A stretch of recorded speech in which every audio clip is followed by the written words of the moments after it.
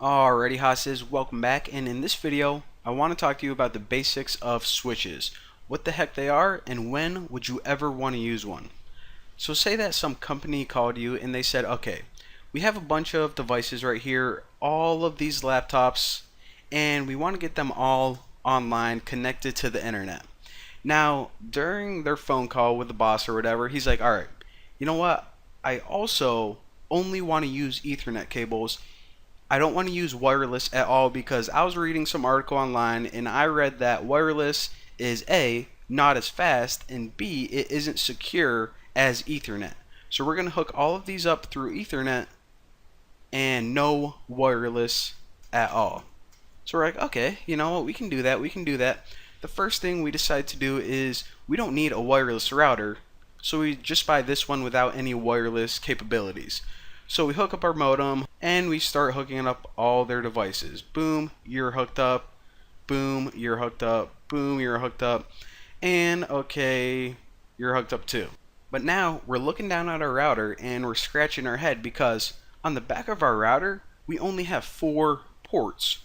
4 different places where we can plug an Ethernet cable into. So we have a bunch of other devices that we need to get online. What the heck are we going to do to solve this problem? Well, check it out. Dun dun dun. This right here is a switch. Let me change my color. Now all this device does, this switch, is it gives us more ports, and let me show you how this works. So this router, it has 4 different ports, 4 plugs in the back that you can plug an Ethernet cable into.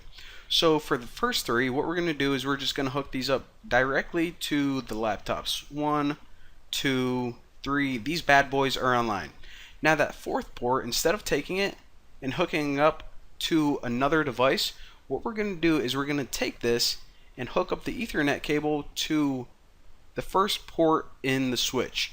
And then what we're going to do is we have all of these extra ports that can now be used for additional devices. So we can take another Ethernet cable, boom, boom, and boom. So check it out.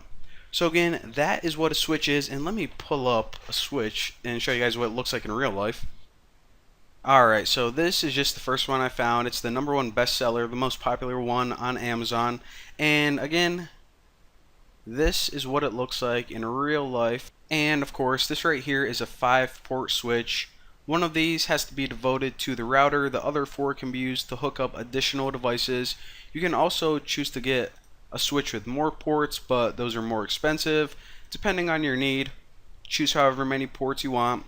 And also, you're probably going to see the words unmanaged and managed as well whenever you're looking at switches.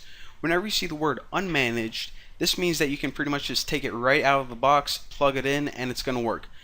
Whenever you buy a managed switch, this just gives you some more settings. It allows you to monitor the network, maybe alert you when something goes wrong. It can tell you which parts of the network are used more than others. So if you just need something really simple to connect more devices, then just buy an unmanaged switch.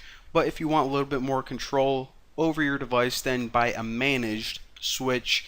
And yeah, there you go. That's the basics of what a switch is. I'll see you next video.